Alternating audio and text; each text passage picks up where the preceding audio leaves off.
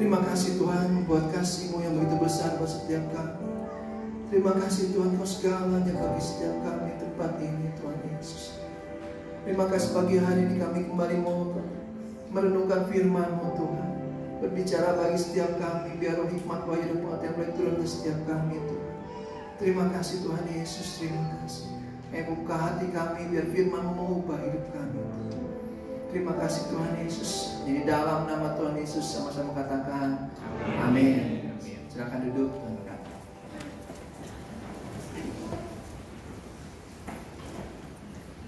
Shalom, selamat pagi. Hari ini boleh tampilkan fotonya ya. Nah, hari ini tema saya cinta menyala ulat merah ya. Mungkin saudara bingung ini mau cerita apa nih, mau cerita buat anak sekolah minggu atau apa ya. Tapi gini, saudara, dalam ini ada ayatnya, ada dasarnya ya. Nanti dalam Mazmur 22 ya, nanti kita akan baca Mazmur 22 ya. Saudara, Mazmur ini dianggap sebagai Mazmur nubuatan tentang apa yang Tuhan Yesus lakukan di atas kayu salib. Dan Mazmur 22 kalau saudara nanti boleh pelajari adalah Mazmur yang paling banyak diulang dalam perjanjian baru, ditulis lagi dalam perjanjian baru ya. Nah, oke, nah saya akan kasih lihat sama saudara, ada beberapa nubuatan dalam Mazmur 22 ini yang diulang dalam perjanjian baru. Nah, saudara, Mazmur ini ditulis sama Daud. Jadi kurang lebih antara penyaliban Tuhan Yesus sama Daud lagi nulis itu kurang lebih ada 1000 tahun. Jadi Daud itu waktu nulis Mazmur ini, dia karena dapat wahyu dari Roh Kudus, dia tulis Mazmur ini. Nah, kita akan lihat ya, ada nubuatan apa aja dari Mazmur ini. Next. Yang pertama saudara, Mazmur 22 ayat 2 dikatakan seperti gini. Allahku, Allahku, mengapa engkau meninggalkan aku? Aku berseru tapi engkau tetap jauh dan tidak menolong aku. Dan itu digenapi dalam Matius 27 ayat 46. Waktu Tuhan Yesus di atas kayu salib, Tuhan Yesus berkata gini, Eli, Eli lama sabachthani. Ini bahasa Aram, artinya apa? Allahku, Allahku, mengapa engkau meninggalkan aku? Ya. Saudara, mungkin Yesus pernah baca Mazmur ini. Ya. Pasti Yesus pernah baca Mazmur ini. Tapi ketika penggenapan ini terjadi, ini sungguh-sungguh bahwa Bapa itu meninggalkan Tuhan Yesus. Ya. Bapa yang selama ini beserta dengan Tuhan Yesus dalam pelayanannya selama 3 tahun lebih itu ternyata meninggalkan Tuhan Yesus saat di atas kayu salib. Sehingga Tuhan Yesus berkata, Allahku, Allahku, mengapa engkau meninggalkan aku? Nah, next yang kedua di ayat yang ke-8, ya dikatakan gini, semua yang melihat aku mengolok-olok aku, mereka mencibirkan bibirnya, menggelengkan kepalanya. Digenapi dalam Matius 27 ayat 39. Jadi saudara kalau mau baca ayatnya, baca di rumah aja ya, kita nggak keburu takutnya. Nah, saudara di Matius 27 ayat 39 katakan gini, ada orang-orang yang lewat di sana menghujat dia sambil menggelengkan kepala. Saudara, ini menarik. Kenapa? Hal yang paling kecil ditulis dalam Alkitab. Jadi waktu orang-orang melihat Tuhan Yesus, mereka gelengkan kepala. Gelengkan kepala apa artinya? Sambil menghina gitu. Wah, ini orang benar-benar gitu ya kan. Kalau kita gelengkan kepala kan sesuatu yang kita nggak suka ya, sesuatu yang jelek gitu. Dan itu terjadi dan ditulis saudara. Dalam perjanjian lama ditulis, perjanjian baru pun ketika Yesus terjadi ditulis, itu digenapi. Next yang ketiga, ayat yang ke-9 ya. Ayat 9 dikatakan gini, ia menyerah kepada Tuhan, biarlah dia yang meluputkannya, biarlah dia yang melepaskannya, bukankah dia berkenan kepadanya. Saudara, dalam Matius 27 ayat 43 dikatakan juga gini, ia menaruh harapannya pada Allah, baiklah Allah menyelamatkan dia jikalau Allah berkenan kepadanya, karena ia telah berkata, aku adalah anak Allah. Ya, kata-katanya persis sama, ya, padahal itu waktu yang sangat jauh berbeda, dan itu digenapi dalam Matius 27 ayat 43. Next, ya, yang ketiga, di Mazmur 22 ayat 17 katakan gini, sebab anjing-anjing mengerumuni aku, gelombaran penjahat mengepung aku, mereka menusuk tangan dan kakiku. Digenapi waktu disalib penyaliban. Matius 27 ayat 35 katakan Yesus disalib, dan ketika disalib itu yang terjadi apa? Tangan dan kakinya ditusuk oleh paku. Ya. Yang ini yang terakhir yang ke-19 ayat 19 ya, katakan gini. Mereka membagi-bagi pakaianku di antara mereka dan mereka membuang undi atas jubahku. Digenapi dalam Matius 27 ayat yang ke-35 dikatakan bahwa jubah Tuhan Yesus diundi. Why bisa sampai setepat ini? Kenapa nubuatannya bisa sampai setepat ini? Jubahnya diundi. Dan saudara, jubah Tuhan Yesus ternyata, saya pelajari, saya baca lagi, jubah ini adalah jubah yang dikasih sama Herodes. Jadi waktu itu Yesus bawa ke Pilatus, sudah dari Pilatus dibawa ke Herodes. Dan di Herodes itu, Herodes pengen ketemu sama Tuhan Yesus, tapi Yesus sama sekali nggak ngomong apa-apa di situ. Dan dia kasih jubahnya. Ya, jubah Herodes dikasih di situ. Jadi itu jubah yang sangat indah, jubah dari kirmisi. Ya, warnanya kirmisi. Nanti saya akan bahas ini. Nah, yang mau saya bahas ini di Mazmur 22 ayat yang ke-7. Ya, next. Mazmur 22 ayat 7 kata gini, tetapi aku ini ulat dan bukan orang, celah bagi manusia, dihina oleh orang banyak. Ya, di sini katakan aku ini ulat. Ya. Nah, pertanyaannya adalah apakah hal ini juga nubuatan yang digenapi atau gimana? Gitu. Ya, next, ini tentang nubuatan yang digenapi ya. Nah, saudara, kata ulat tadi, ya, kata ulat tadi dalam bahasa Ibraninya dipakai kata taula, ya, dipakai kata taula, yaitu kalau artinya itu segini, ulat yang artinya itu kirmisi, kain kesumba, ulat dan cacing, ya. Jadi itu artinya dalam bahasa Indonesia kata taula. Dan kata taula ini dipakai kata benda, ya, noun maskulin. Jadi kata benda yang maskulin itu kayak kalau ini pria dan wanita, ya, maskulin feminin itu pria dan wanita, ya. Kayak misalnya kita dengan kata ibu pertiwi, ya. Padahal kan bumi atau tanah air kan nggak ada tuh cowok cewek gitu, tapi dalam bahasa ada kayak gitu ya. Jadi ibu pertiwi. Di sini katakan taula ini pakai kata maskulin kayak pria, jadi kata benda. Jadi sebenarnya kata ini bukan cuma aku ini seperti ulat, bukan, tapi aku ini benar-benar ulat ya. Jadi ayat ini berkata seperti itu, aku ini ulat ya, dihina, diolok orang ya. Ini gambaran, sebenarnya ini juga sama gambaran daripada Tuhan Yesus ya. Tuhan Yesus rela menjadi ulat ya, bukan cuman seperti ulat tapi jadi ulat. Kenapa? Karena dia jadi celak bagi manusia. Terus dia diolok-olok, dia dijadikan cibiran, dia dihina, orang menggelengkan kepalanya terhadap dia ya. Sangat jadi sesuatu yang sangat rendah, sangat yang nggak dipandang oleh orang ya. Itu yang terjadi sama Tuhan Yesus. Nanti saudara boleh baca ya di Yesaya 53 ayat 1 sampai ke 3. Di sana katakan bahwa Tuhan Yesus datang itu semaraknya nggak ada ya. Kita nggak akan mandang dia, kita nggak akan mengingini dia ya. Waktu Yesus ada di muka bumi ini, mungkin kalau hari ini dia ada di tengah-tengah kita mungkin nggak mau ketemu, nggak mau dekat-dekat sama Tuhan. Kenapa? Karena kita pandang ini sesuatu yang biasa. Tuhan Yesus sesuatu yang rasanya bukan sesuatu yang hebat, sesuatu yang luar biasa, sangat dihormati. Enggak, saudara ya. Di sini di Yesaya 53 ayat 1 sampai 3 katakan seperti itu ya. Nah, tapi kita mau lihat bahwa Tuhan Yesus kenapa dikatakan mau jadi ulat itu ya. Nah, saya mau tunjukkan dulu sama saudara seperti apa sih ulat itu ya. Next. Nah, ini saudara, ulat ini, si taula ini ya. Taula atau tolaat, bahasa Latinnya Coccus ilicis ya, bahasa Latinnya ya. Gak usah diingat, gak usah dihafalin ya, mau difoto boleh ya. Coccus ilicis ini bicara ini artinya apa? Tadi saya katakan kirmisi, kayak kirmisi warna merah yang sangat merah ya. Jadi warna kirmisi itu adalah warna merahnya yang sangat merah ya. Dan warna kirmisi ini adalah warna yang kalau dicelupkan sama kain akan melekat di kain itu. Kalau misalnya ada kain yang putih gitu dicelup pakai pewarna kimia yang ada sekarang, warna semerah apapun pasti akan luntur ya. Dicuci berapa kali, satu kali pasti luntur ya. Tapi warna kirmisi ketika dia dicelup pakai warna kirmisinya akan melekat dan tinggal terus ya. Akan melekat terus, dikatakan warnanya seperti warna yang menusuk ke dalam serat kain, dalam benang-benangnya sampai nusuk dalam ya. Jadi nggak akan hilang, apapun yang terjadi nggak akan hilang pokoknya, nusuk sangat kuat ya. Nanti kita akan lihat itu. Nah sekarang saya mau cerita nih sama saudara ya. Kalau selama ini mungkin saudara nggak pernah dengar tentang serangga ini ya, saya mau cerita tentang serangga ini. Jadi gini, si taula yang Coccus ilicis ini yang sebelah kiri, yang sebelah itu ya, yang kecil itu yang bulat itu yang betinanya ya. Yang sebelah kanan yang bisa terbang itu yang jantan. Nah saya sekarang mau cerita yang betinanya ya. Yang betinanya, oke ya. Next ya.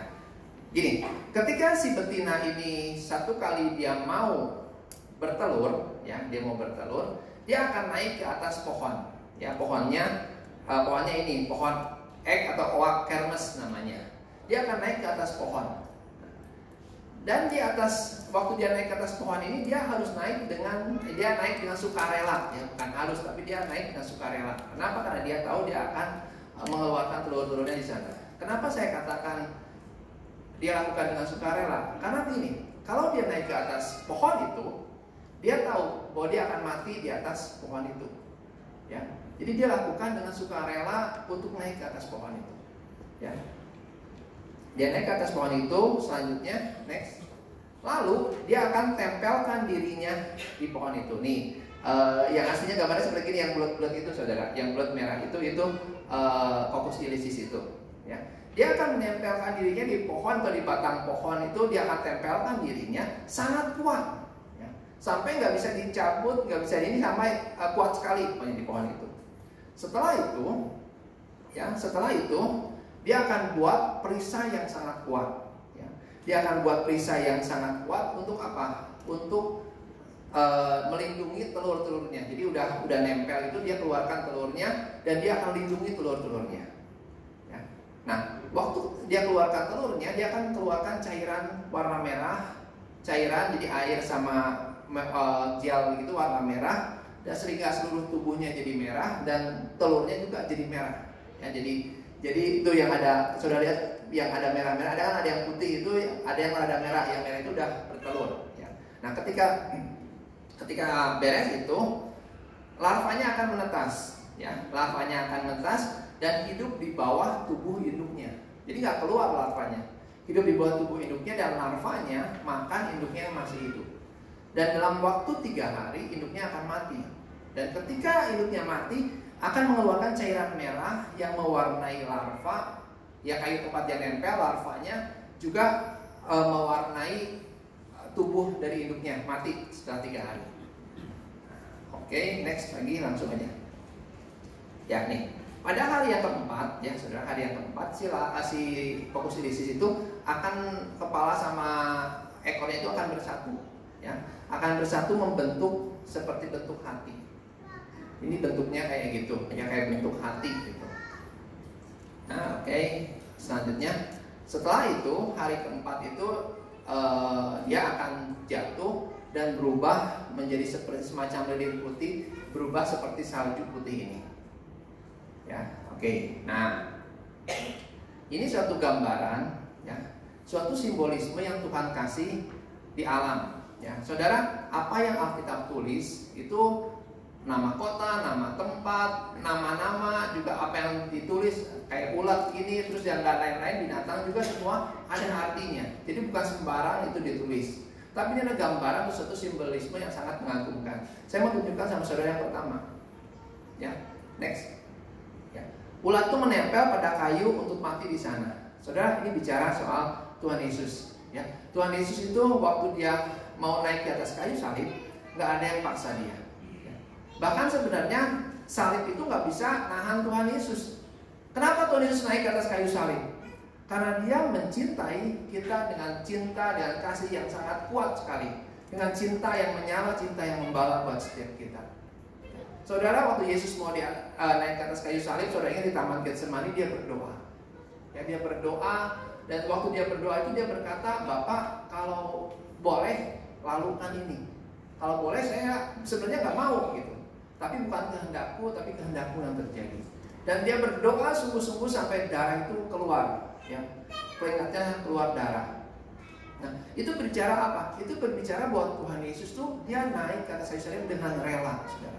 Mungkin ada yang orang yang bilang, wah Tuhan Yesus kan ditangkap, udah sama tentara, udah diikat, dicambuk segala macam, gak bisa melawan kan, Tuhan Yesus lemah. Enggak, saudara.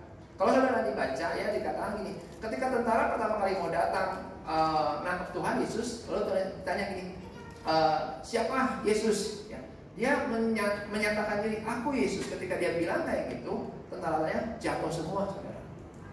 Dan Tuhan bilang gini, kalau aku mau, aku bisa minta 12 pasukan malaikat buat musnahkan tentara itu. Tapi dia nggak lakukan. Kenapa? Karena dia rela naik ke atas kayu salib.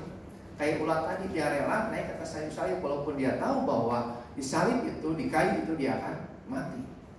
Ya, oke. Next, boleh? Oke. Nah, yang kedua, saudara, ulat menempel pada kayu untuk menghasilkan kehidupan baru. Tadi saya cerita dia keluarin telur-telurnya, dia lindungi telur-telurnya, dia keluarkan telur-telurnya sampai telurnya jadi larva. Ya, nah ini bicara juga sama. Tuhan Yesus naik ke atas kayu salib. Kenapa? Karena dia tahu ketika dia mati di atas kayu salib, maka akan ada kehidupan yang baru yang akan dilahirkan. Ya.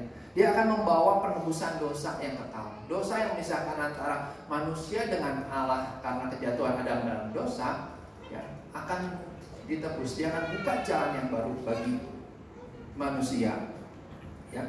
Dan saya akan bacakan satu ayat di Ibrani 9 ayat 12, katakan gini, dan dengan demikian memperoleh penebusan yang kekal. Ya, jadi kita dapat penebusan yang kekal karena Yesus mau naik di atas kayu salib. Yang selanjutnya, yang next, Yohanes 1 ayat 12 katakan gini, tetapi semua orang yang menerimanya diberinya kuasa supaya menjadi anak-anak Allah, itu mereka yang percaya dalam namanya. Jadi waktu Yesus naik di atas kayu salib, saudara, dia tahu akan ada anak-anak Ya, anak-anak yang dibangkitkan, yang dilahirkan karena kematiannya di atas kayu salib. Ya.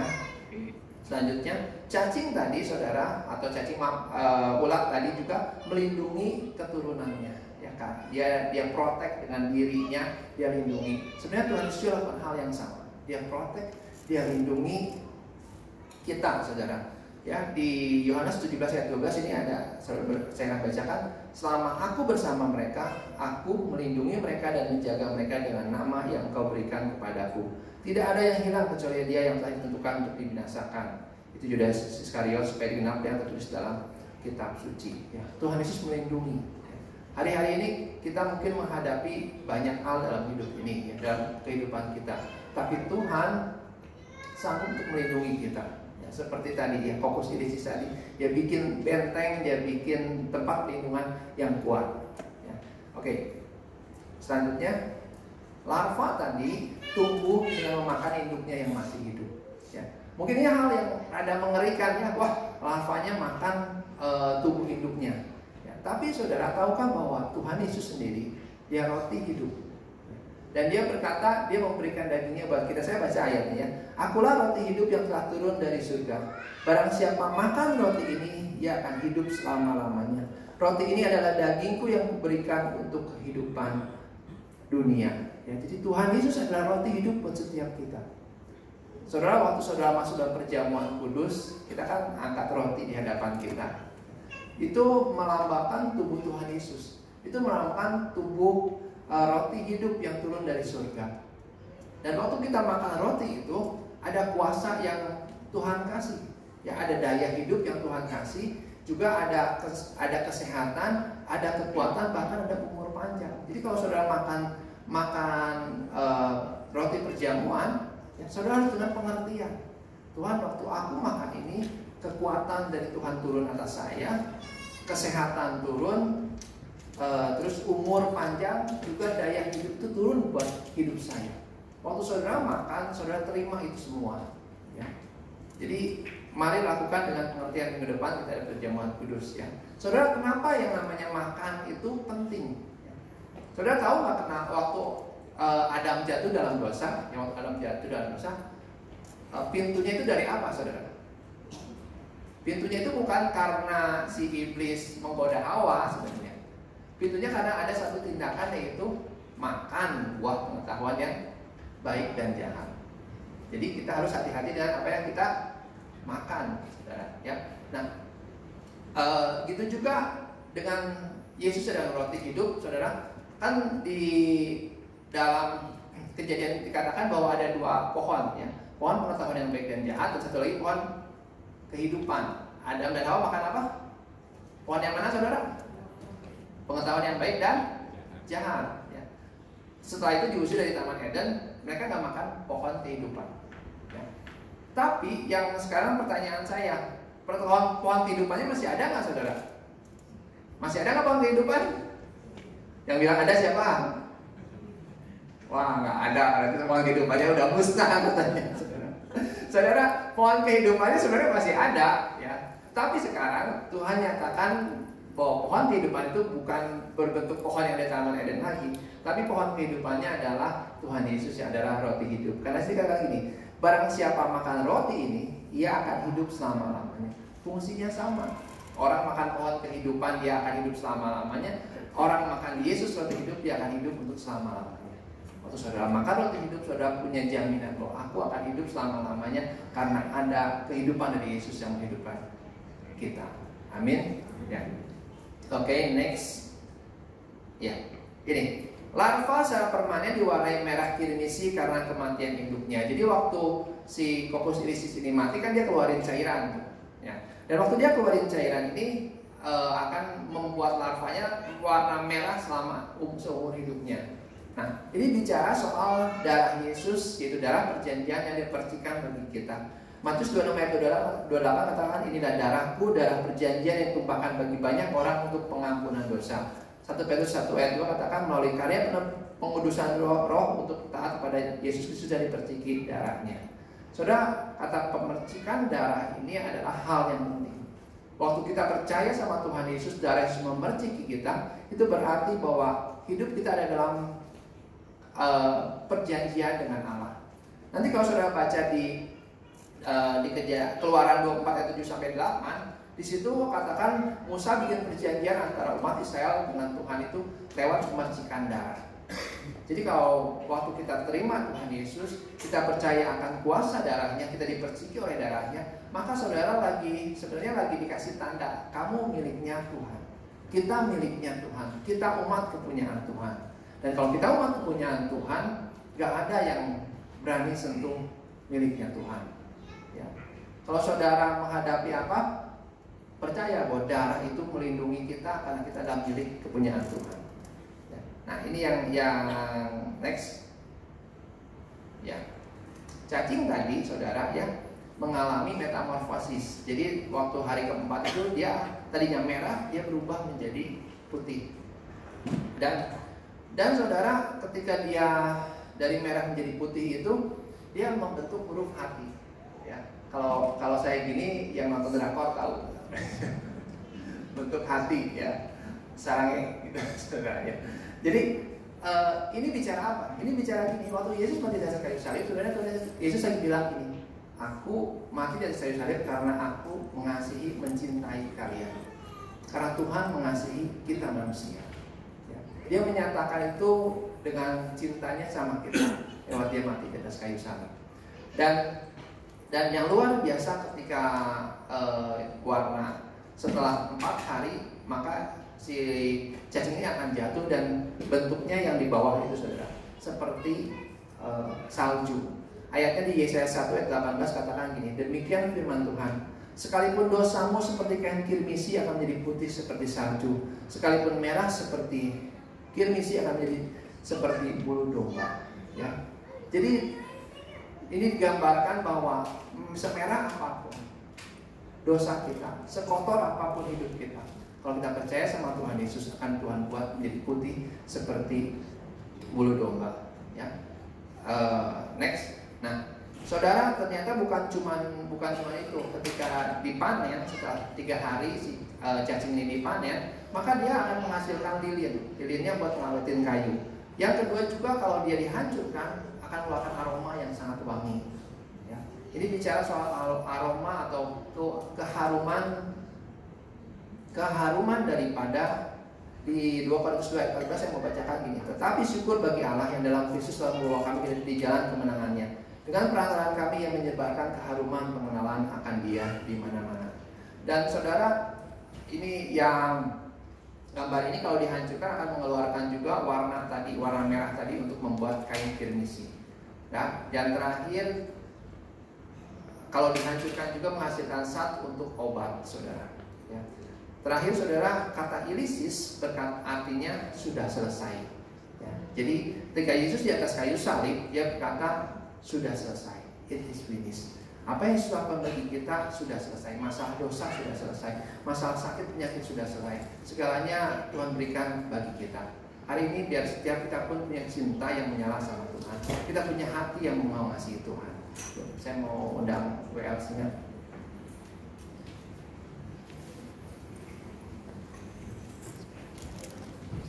Kita nyanyi lagu tadi. Mari kita mau bangkit berdiri sama-sama. Kita menyanyikan lagu Engkaulah segalanya.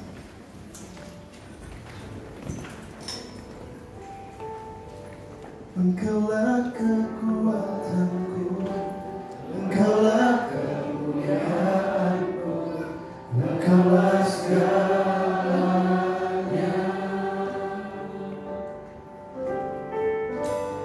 Engkau bermata yang indah, takkan pernah ku lepaskan. Engkaulah segalanya.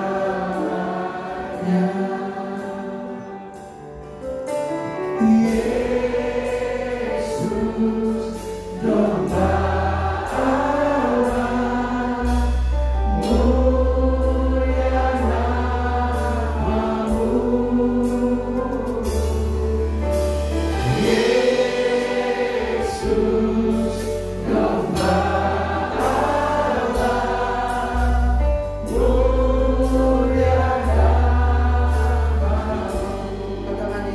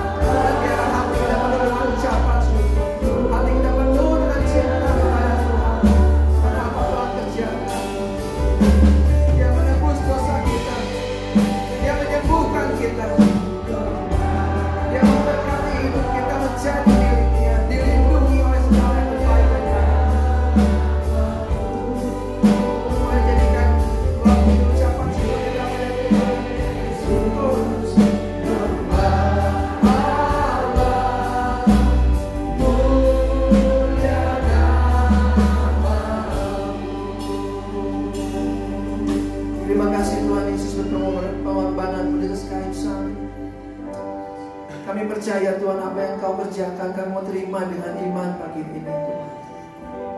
Kesembuhan, kesehatan, perlindungan Tuhan. Terima kasih Tuhan, terima kasih.